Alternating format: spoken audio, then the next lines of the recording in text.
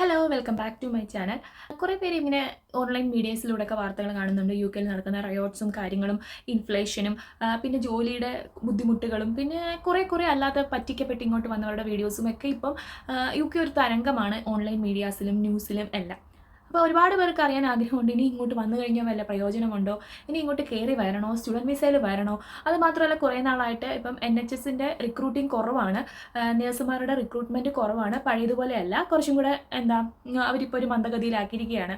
അപ്പം അതൊക്കെ ഒരു നെഗറ്റീവായിട്ട് എല്ലാവരും പറഞ്ഞുകൊണ്ട് ഇനിയും യു കെയിൽ നിന്ന ഒരു പ്രയോജനമില്ല. യു കെയിൽ നിന്ന് കുറേ പേര് ഓസ്ട്രേലിയയിലേക്ക് പോകുന്നുണ്ട്, കുറേ പേര് ന്യൂസിലാൻഡിൽ പോകുന്നുണ്ട്, ഗൾഫിൽ ജോലി ചെയ്തവർ വീണ്ടും തിരിച്ച് ഗൾഫിലേക്ക് പോകുന്നുണ്ട്. ഇതൊക്കെ ഏറെക്കുറെ വാസ്തവം തന്നെയാണ്. പിന്നെ കുറേയൊക്കെ എക്സാജറേറ്റ് ചെയ്ത് വ്യൂസ് കൂട്ടാനും കാര്യങ്ങളൊക്കെ ആയിട്ട് വീഡിയോസ് ഇടുന്നവരുമുണ്ട്. ഇതിൻ്റെ സത്യാവസ്ഥ എന്താണ്, ഇനി യു കെയിലേക്ക് വന്ന വല്ല പ്രയോജനമുണ്ടോ, ഒരു ഹാർഷ് റിയാലിറ്റി എന്നൊക്കെ തന്നെ വേണമെങ്കിൽ പറയാം. കുറച്ച് നെഗറ്റീവ്സും കുറച്ച് പോസിറ്റീവ്സും ഉണ്ട്. ഇനിയിപ്പോൾ ഞാൻ നെഗറ്റീവ്സ് പറഞ്ഞു കഴിഞ്ഞാൽ പറയും, എൻ്റെ ഒരു വീഡിയോയിൽ വന്ന കമൻറ്റ് തന്നെയാണ്, നിങ്ങൾ യു കെയിൽ പോയി രക്ഷപ്പെട്ടു, ഇനി വേറെ ആരും ഇനി ഇങ്ങോട്ട് വരരുത്. ഞാൻ ആ ഒരു വീഡിയോയിൽ അങ്ങനെയൊന്നും പറഞ്ഞിട്ടേ ഇല്ല, പക്ഷേ പുള്ളി ഇങ്ങനെയാണ് കമൻറ്റ് ഇട്ടത്, ഇനി ആരും ഈ യു കെയിലോട്ട് വരികയും ചെയ്ത് നിങ്ങളുടെ ഉദ്ദേശം അതാണെന്ന്.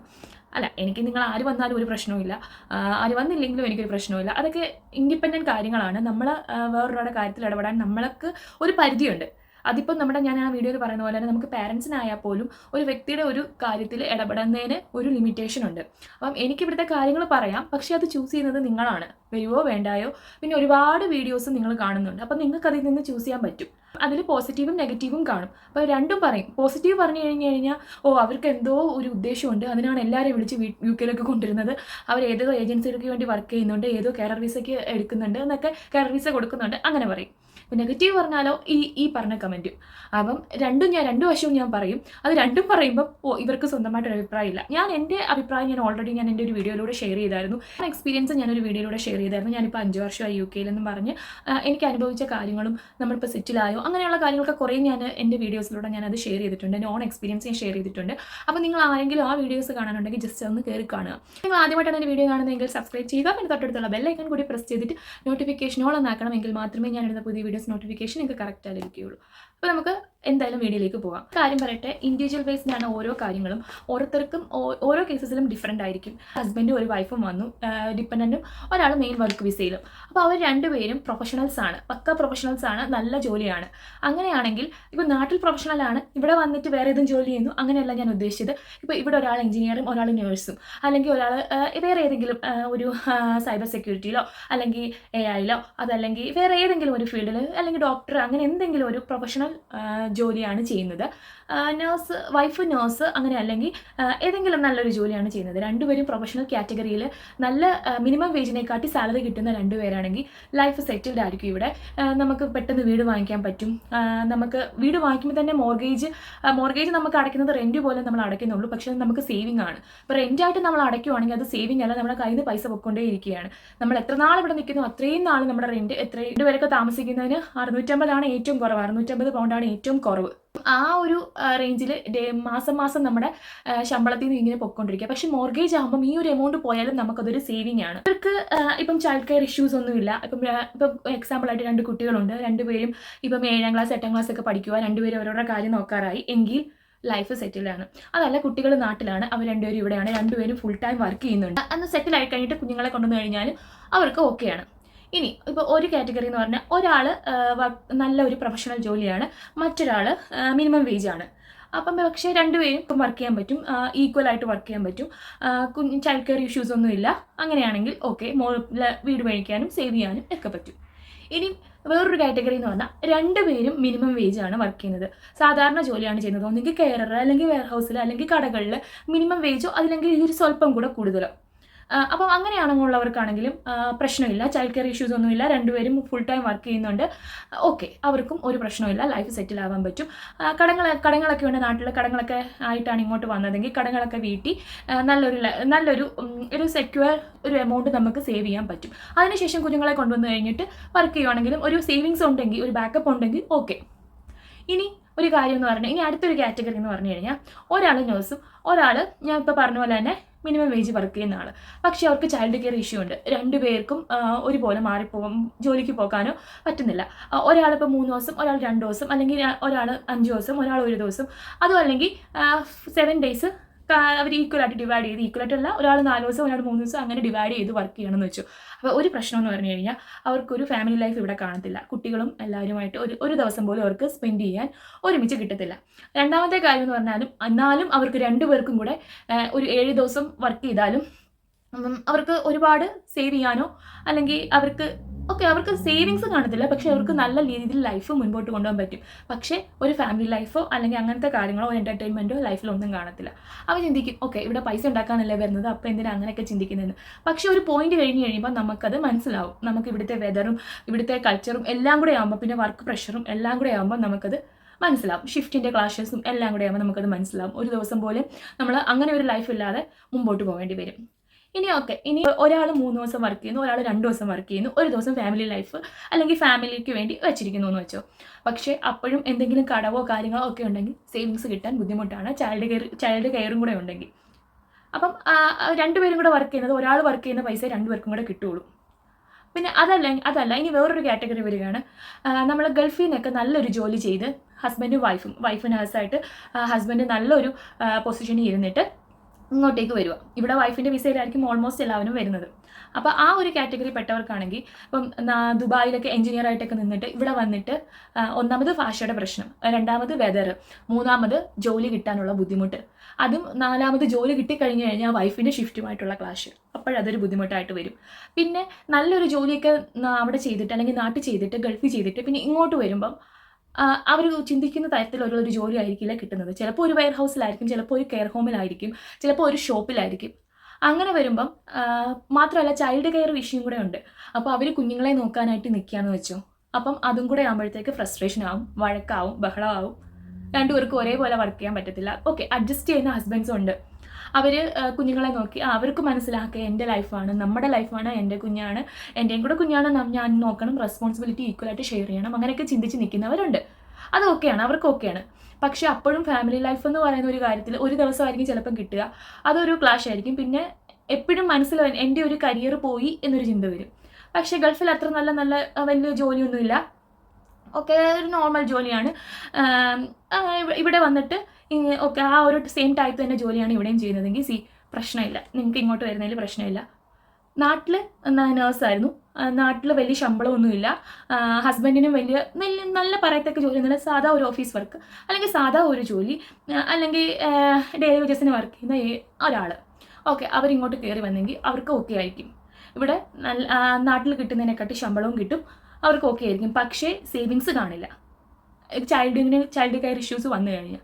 അപ്പം വൈഫ് നേഴ്സായിട്ട് വന്ന് ഹസ്ബൻഡ് ഡിപ്പെൻഡൻ്റ് ആയിട്ട് വന്ന് കുറച്ച് നാളെ ലൈഫൊക്കെ സെറ്റിലാക്കി കടമൊക്കെ വീട്ടി പൈസയൊക്കെ ഏൺ ചെയ്തിട്ട് കുഞ്ഞുങ്ങളെ എങ്ങോട്ട് കൊണ്ടുവരുവാണെങ്കിൽ അപ്പോഴും ഓക്കെ ആയിരിക്കും.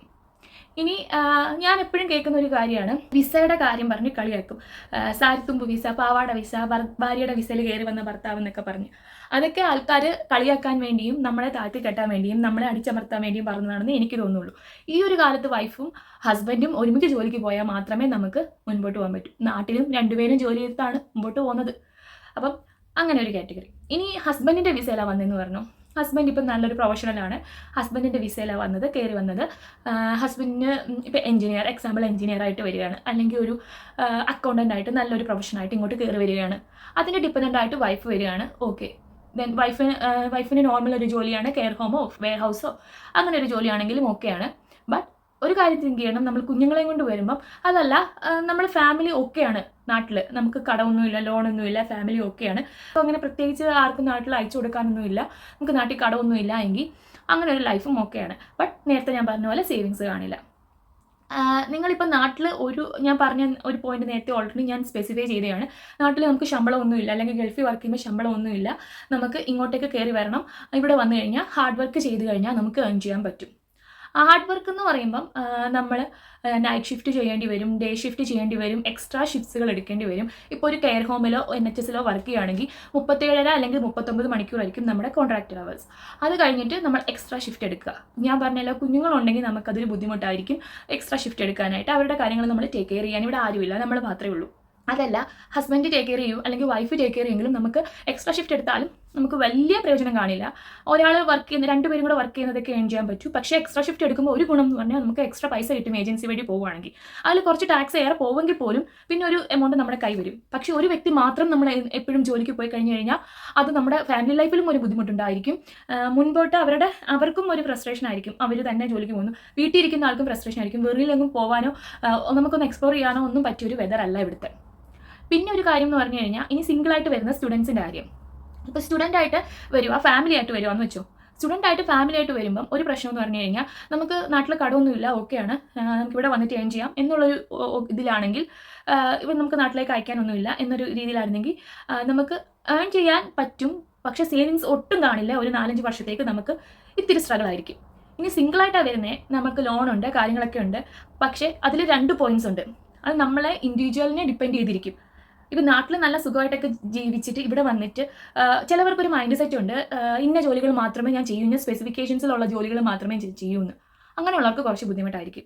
അതല്ല, ഞാൻ എന്ത് ചെയ്തിട്ടും എൻ്റെ ഫാമിലീനെ സ്റ്റേജിലാണ് നിൽക്കുന്നത്, ഞാനത് റിക്കവറി ചെയ്യും എന്ന് പറഞ്ഞു വരുന്നവർ രക്ഷപ്പെട്ടിട്ടുമുണ്ട്. സ്റ്റുഡൻ്റായിട്ട് വന്നിട്ട് ഇവിടെ വീട് വാങ്ങിച്ചവരുമുണ്ട്. ഇപ്പം നാട്ടിൽ വീട് വെക്കുന്നവരുമുണ്ട്. ലോൺ ഫുൾ അടച്ച് തീർത്തിട്ട് ഏൺ ചെയ്യുന്നവരുമുണ്ട്. പക്ഷേ സ്റ്റുഡൻ്റായിട്ട് മാത്രം നിന്നാൽ പോരാ, ഒരു വർക്ക് വിസയിലേക്ക് മാറണം. സ്റ്റുഡൻ്റായിട്ട് വരുമ്പം ഫസ്റ്റ് തിങ് എന്ന് പറഞ്ഞാൽ ആദ്യത്തെ കോഴ്സ് തീരുന്ന ഒരു സമയം സ്ട്രഗ്ലിംഗ് ആയിരിക്കും. നമുക്ക് 20 hours വർക്ക് ചെയ്യാൻ പറ്റുള്ളൂ. അപ്പോൾ നമുക്ക് വലിയ ഏണിങ്സും കാണില്ല, സേവിങ്സും കാണില്ല. കുറച്ചൊക്കെ നാട്ടിൽ നിന്നൊക്കെ നമ്മളെ ഹെൽപ്പ് ചെയ്യേണ്ടി വരും. പിന്നെ ലോൺ എടുത്തിട്ടാണ് വരുന്നതെങ്കിൽ ആ ഒരു ടൈമിൽ നമുക്ക് ലോൺ അടയ്ക്കേണ്ടി വരത്തില്ലല്ലോ. നമുക്ക് ജോലി കിട്ടി കഴിഞ്ഞിട്ടല്ലേ ലോൺ അടയ്ക്കേണ്ടി വരുള്ളൂ. പിന്നെ ഒരു കാര്യം എന്ന് പറഞ്ഞു കഴിഞ്ഞാൽ സ്റ്റുഡൻ്റായിട്ട് വരുമ്പം വർക്ക് വിസയിലേക്ക് മാറുന്നത് കുറച്ച് ബുദ്ധിമുട്ടാണ്. നാട്ടിൽ എക്സ്പീരിയൻസ്ഡ് ആയിട്ടുള്ള ഒരാളാണ് ഇങ്ങോട്ട് കയറി വരുന്നത് സ്റ്റുഡൻ്റായിട്ട്. അങ്ങനെയാണെങ്കിൽ നമുക്ക് പോസ്റ്റ് സ്റ്റഡി വർക്ക് വിസ ടൈമിൽ നമുക്കത് യൂസ് ചെയ്ത് കഴിഞ്ഞാൽ, നല്ലപോലെ നമ്മൾ വൈസ്ലി യൂസ് ചെയ്ത് കഴിഞ്ഞാൽ നമുക്ക് 2 വർഷം കഴിയുമ്പം ഒരു പൊസിഷനിൽ നമുക്ക് കയറാൻ പറ്റും. അതല്ല, നമുക്ക് വർക്ക് എക്സ്പീരിയൻസ് ഒന്നുമില്ല, ഇപ്പോൾ എന്നെ പോലെ വന്ന ഒരു വ്യക്തിയാണെങ്കിൽ, സ്റ്റുഡൻ്റായിട്ട് വന്ന ഒരാൾക്കാണെങ്കിൽ പിന്നെ ഒരു ആശ്രയം എന്ന് പറഞ്ഞാൽ കെയർ വിസയാണ്. ഇപ്പോൾ കെയർ വിസ കിട്ടാൻ ബുദ്ധിമുട്ടാണ്. കെയർ വിസ കിട്ടിയാൽ തന്നെ നമുക്ക് ഡിപ്പെൻഡനെ കൂടെ നിർത്താനും പറ്റില്ല. അപ്പം ആ കാര്യങ്ങളൊക്കെ നമ്മൾ ചിന്തിച്ചിട്ട് വേണം വരാനായിട്ട്. പിന്നെ സ്റ്റുഡൻ്റായിട്ട് വരുമ്പോഴത്തെ ഒരു കാര്യം എന്ന് പറഞ്ഞു കഴിഞ്ഞാൽ, ഇവിടെ സ്റ്റുഡൻ്റായിട്ട് വന്നിട്ട് സിംഗിളായിട്ട് വന്നിട്ട് വീട്ടിൽ നിന്ന് ലോൺ എടുത്ത് വന്ന് ലോൺ അടച്ച് തീർത്തിട്ട് വിസയിലേക്ക് മാറി ഇപ്പം വീട് വെക്കാനായിട്ട് പോകുന്ന കുറച്ച് 2-3 പേരെ എനിക്കറിയാവുന്നു. പക്ഷേ അവർക്കൊക്കെ ആ സ്റ്റുഡൻറ്റ് പീരീഡ് ഭയങ്കര സ്ട്രഗിൾ തന്നെയായിരുന്നു. പക്ഷേ ഇപ്പം റിക്കവറായി കെയർ വിസയിലേക്ക് മാറി. പക്ഷേ അവർക്ക് സ്റ്റിൽ ഡിപ്പെൻഡനെ കൊണ്ടുവരാൻ പറ്റില്ല. അവരാരും കല്യാണം കഴിച്ചിട്ടില്ല, അപ്പോൾ ഡിപ്പെൻഡനെ കൊണ്ടുവരാൻ പറ്റില്ല.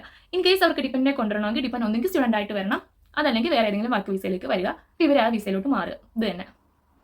ഇനിയുള്ളൊരു കാര്യം എന്ന് പറഞ്ഞു കഴിഞ്ഞാൽ വെതർ. ഇവിടെ എനിക്ക് വന്ന സമയത്ത് വെതർ അഡ്ജസ്റ്റ് ചെയ്യാൻ ഭയങ്കര പാടായിരുന്നു. ഇപ്പോൾ കുറച്ചും കൂടെ മാറി വരുന്നുണ്ട്. പക്ഷേ ഫുള്ളി ഞാൻ അഡാപ്റ്റഡ് അല്ല. അപ്പം ആ ഒരു ടൈം നമുക്ക് ഈ വെതറിൻ്റെ തണുപ്പ് കൂടി വരുന്ന സമയത്ത് നമുക്ക് വർക്ക് ചെയ്യാനോ നമുക്ക് വെളിയിലോട്ടൊന്നും ഇറങ്ങാനോ ഒന്നും തോന്നാറില്ല. ഫുള്ളി ഒരു കൂരാപ്പ് മാതിരിയാണ്. കൂരാപ്പ് എന്ന് പറയുമ്പോൾ നമ്മുടെ നാട്ടിലൊക്കെ ഇരുട്ടെന്നൊക്കെ പറയുന്ന പോലെ ഞാൻ നേരത്തെ പല വീഡിയോകളും സ്പെസിഫൈ ചെയ്തിട്ടുണ്ട്. ഒരു 3:30, 3 മണി, 4 മണിയൊക്കെ ആകുമ്പോഴത്തേക്ക് തന്നെ ഇവിടെ നേരെ ഇരുട്ടും. അത് കഴിയുമ്പോൾ പിന്നെ ടൈം പോകത്തുമില്ല. നമുക്ക് പിന്നെ ഭയങ്കര നമുക്ക് വെളിയിലോട്ട് ഇറങ്ങാനും തോന്നത്തില്ല. അങ്ങനെ ഒരു സ്റ്റേജിലുള്ള ആൾക്കാർ ഉണ്ട്. എല്ലാവരും അങ്ങനെയാണെന്നാണ് ഞാൻ ഉദ്ദേശിക്കുന്നത്. അപ്പം തണുപ്പ് ഓക്കെ ആയിട്ടുള്ള കുറേ പേരുണ്ട്. എൻ്റെ ഒരു കൂട്ടുകാരിയാണെങ്കിൽ അവൾക്ക് തണുപ്പത്ത് തന്നെ മഴയും മഞ്ഞും കാറ്റും ഒക്കെ ഉള്ള സമയത്തോടെ തന്നെ ഇറങ്ങി റോഡിൽ കൂടെയൊക്കെ നടക്കും, ഷോപ്പിങ്ങിന് പോകും, കാര്യങ്ങൾക്കൊക്കെ പോകും. പക്ഷേ എനിക്ക് അങ്ങനെ ഒരു ടൈമിൽ വെളിയിൽ ഇറങ്ങാനേ തോന്നാറില്ല. ജോലിക്ക് പോകുന്നത് പോലും ഭയങ്കര മടിച്ച് നമുക്ക് ജീവിക്കണമല്ലോ എന്നുള്ള ഒരു നമ്മുടെ എക്സിസ്റ്റൻസ് എന്നുള്ള ഒരു രീതിയിൽ മാത്രമാണ് പോകുന്നത് ആ ഒരു ടൈമിൽ. പക്ഷേ വെയിലായി കഴിയുമ്പോൾ മാറും കേട്ടോ. സമ്മർ സൂപ്പറാണ്. എനിക്ക് ഇവിടുത്തെ സമ്മർ ഇഷ്ടമാണ്. പക്ഷേ സമ്മറിൻ്റെ ഇടയ്ക്ക് മൺസൂൺ പോലെ വരാറുണ്ട്, മഴകളും അങ്ങനത്തെ കാര്യങ്ങളൊക്കെ വരാറുണ്ട്. ആ സമയത്ത് മഴ വന്നാൽ നമുക്ക് ഓക്കെയാണ്. പക്ഷേ തണുപ്പ് സമയത്ത് മഴയും കൂടെ വരുമ്പോൾ നമുക്ക് ഭയങ്കര ബുദ്ധിമുട്ടാണ്. പിന്നെ നമ്മൾ പബ്ലിക് ട്രാൻസ്പോർട്ടൊക്കെ യൂസ് ചെയ്താണ് ജോലിക്ക് പോകുന്നതെങ്കിൽ കുറച്ചും കൂടെ സ്ട്രഗിൾ ആയിരിക്കും. അപ്പം വെതർ ഒട്ടും അഡാപ്റ്റ് ചെയ്യാൻ പറ്റാത്തവർ ഇങ്ങോട്ട് വരാതിരിക്കുന്നത് തന്നെയാണ് നല്ലത്. പക്ഷെ ഞാൻ ഈ ഒരു കാര്യം നിങ്ങൾക്കതൊരു ഭയങ്കര വെളിയിൽ നിന്ന് ചിന്തിക്കുമ്പോൾ ഇത് ഭയങ്കര മൈന്യൂട്ടായിട്ട് തോന്നും. എൻ്റെ അവസ്ഥ എങ്ങനെയായിരുന്നു? നാട്ടിൽ നിന്ന് വരുമ്പോൾ തണുപ്പല്ലേ, ഞാനിപ്പം UK വെതറിനൊക്കെ അടിച്ച് നോക്കിയപ്പോൾ മാക്സിമം ഒരു 5 ഡിഗ്രി 6 ഡിഗ്രി ഇതൊക്കെ വന്നിട്ടുള്ളൂ. പക്ഷേ ഞാൻ ഇവിടെ വന്ന സമയത്ത് -1ഉം -13 വരെ പോയിട്ടുണ്ട് ഞാൻ ഇവിടെ വന്ന സമയത്ത്. പക്ഷേ നാട്ടിൽ നിന്നും ഞാൻ വെതറൊക്കെ അപ്ഡേറ്റ് ചെയ്തപ്പോൾ ഇത്രയൊക്കെ ഉള്ളൂ, 4 ഡിഗ്രി 5 ഡിഗ്രി. ഓക്കെ, അതൊക്കെ നമുക്ക് നിൽക്കാൻ പറ്റുമായിരിക്കും എന്നായിരുന്നു എൻ്റെ ചിന്ത. പക്ഷേ ഇവിടെ വന്ന സമയത്ത് 18 ഡിഗ്രി ആയിരുന്നു ഞാൻ ആദ്യം വരുമ്പം. ആ ഒരു വെതർ പോലും എനിക്ക് പറ്റുന്നില്ലായിരുന്നു. എനിക്ക് ഇവിടെ ഇറങ്ങാനേ പറ്റുന്നില്ലായിരുന്നു. അത്രയും പോലും എനിക്ക് തണുപ്പ് പറ്റുന്നില്ലായിരുന്നു. ഇപ്പോഴും എൻ്റെ കൈയൊക്കെ മരവിച്ചാണ് ഇരിക്കുന്നത് കേട്ടോ. ഇപ്പോൾ തണുപ്പ് തുടങ്ങി ഇവിടെ വീണ്ടും. അപ്പം അങ്ങനെ ഒരവസ്ഥ, ആ ഒരു അവസ്ഥയിലുള്ളവർക്ക് വരാതിരിക്കുന്നതായിരിക്കും നല്ലത്. പക്ഷേ ഈ ഒരു കാര്യം കൊണ്ട് എൻ്റെ ലൈഫ് പോകരുത് അല്ലെങ്കിൽ ഞാൻ വരും എന്ന് ചിന്തിക്കുന്നവർക്ക് വരാം കേട്ടോ. പിന്നെ ഞാൻ പറഞ്ഞല്ലോ, ഹാർഡ് വർക്ക്. നമ്മൾ എവിടെ ചെന്നാലും ഹാർഡ് വർക്ക് ഇല്ലാതെ നമുക്ക് സക്സസ് ആവാൻ പറ്റില്ല. അത് എല്ലാവർക്കും അറിയുന്ന കാര്യമാണ്. പക്ഷേ ഈ ഒരു വെതർ ഒരു ഫാക്ടറാണ് ഹാർഡ് വർക്കിൻ്റെ കാര്യത്തിൽ. നമ്മുടെ ബോഡിയെ അഫക്റ്റ് ചെയ്യുന്ന ഒരു കാര്യമാണ്. അതാണ് ഞാനിത് പറഞ്ഞത്. പിന്നുള്ളൊരു കാര്യം എന്ന് പറഞ്ഞു കഴിഞ്ഞാൽ, നമുക്ക് PR കിട്ടിക്കഴിഞ്ഞാലോ അല്ലെങ്കിൽ ഒരു വീട് വാങ്ങിക്കാൻ പറ്റിക്കഴിഞ്ഞാലോ നമുക്ക് സേവിങ്സ് ആയി. നമുക്ക് വീട് വാങ്ങിച്ചു കഴിഞ്ഞാൽ നമുക്ക് ഓട്ടോമാറ്റിക്കലി അത് നമ്മുടെ സേവിങ്സ് ആണ്. നമ്മൾ എന്തെങ്കിലും നമ്മൾ ഈ രാജ്യം വിട്ട് പോവുകയാണെങ്കിൽ ഇവിടെ നിർത്തിയിട്ട് പോകണമെങ്കിൽ നമുക്കത് വിറ്റ് കഴിഞ്ഞാൽ നമുക്ക് ബാക്കിയുള്ള പൈസ നമ്മുടെ കയ്യിലിരിക്കും. നമ്മൾ മുടക്കിയ പൈസ നമുക്ക് എന്തായാലും കിട്ടുമെന്നാണ് എൻ്റെ അഭിപ്രായം. പിന്നെ PR ആയി കഴിഞ്ഞ് കഴിഞ്ഞാൽ നമുക്ക് വലിയ ചിലവുകളൊന്നും വേറെ ഒന്നും വരുന്നില്ല. പിന്നെ ഈസി ആയിട്ട് എന്ത് ജോബ് വേണമെങ്കിലും ചെയ്യാം. ചൈൽഡ് കെയർ ഇഷ്യൂസും വരുന്നില്ല. PR ആയി കഴിഞ്ഞ് കഴിഞ്ഞാൽ നമുക്ക് കുറച്ചും കൂടെ ബെനിഫിറ്റ്സ് ഒക്കെ കിട്ടും. അപ്പം അത് ഓക്കെയാണ്. പക്ഷേ PRന് അപ്ലൈ ചെയ്യുമ്പം കുറച്ച് എമൗണ്ട് ആവും. അതും ഒരു ഡ്രോബാക്ക് ആണ്. പക്ഷേ നമുക്ക് അങ്ങനെ ഒരു എയിമിൽ നിൽക്കുവാണെങ്കിൽ അതൊരു ഡ്രോബാക്ക് ആയിട്ട് തോന്നുന്നില്ല.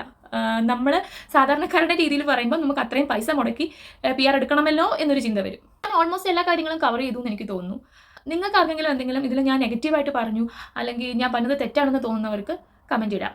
ചിലവർ പറയുന്നുണ്ട് NHSൽ 2 പേരും വൈഫും ഹസ്ബൻഡും NHSൽ വർക്ക് ചെയ്തിട്ട് പോലും അവർക്ക് സേവിങ്സ് ഇല്ല. അതാണ് ഞാൻ പറഞ്ഞത്, ഓരോരുത്തരുടെയും കേസസ് ഡിഫറെൻ്റ് ആണ്. ഹെൽത്ത് ഇഷ്യൂസ് ഉള്ളവരുണ്ട്, അതല്ല നമ്മുടെ ബാക്ക്ഗ്രൗണ്ട് ഡിഫറെൻ്റ് ആണ്. നമുക്ക് നാട്ടിൽ ചിലപ്പോൾ പൈസ അടച്ചു കൊടുക്കേണ്ടി വരും, റെസ്പോൺസിബിലിറ്റീസ് ഉള്ളവരായിരിക്കും. അപ്പം എല്ലാവരുടെയും കാര്യം ഡിഫറെൻ്റ് ആയിരിക്കും. അപ്പം എല്ലാവരെയും ഒരേ കണ്ണിലൂടെ കാണാതിരിക്കുക. ഓരോരുത്തരും ഓരോ ടൈപ്പ് വീഡിയോ ചെയ്യുമ്പോഴും അവരവരുടെ എക്സ്പീരിയൻസ് ആയിരിക്കും കൂടുതൽ അവർ ഷെയർ ചെയ്യാൻ പറ്റുന്നത്. അപ്പം ഇതെല്ലാം നിങ്ങൾ ശ്രദ്ധിച്ചിട്ട് വേണം ഇങ്ങോട്ടേക്ക് വരാനായിട്ട്. അപ്പോൾ ഇത്രയേ ഉള്ളൂ ഇന്നത്തെ വീഡിയോ ഇഷ്ടമെങ്കിൽ ലൈക്ക് ചെയ്യുക, ഷെയർ ചെയ്യുക, സബ്സ്ക്രൈബ് ചെയ്യുക. ഇനി നെക്സ്റ്റ് വീഡിയോയിൽ കാണാം. Till then take care. Bye bye.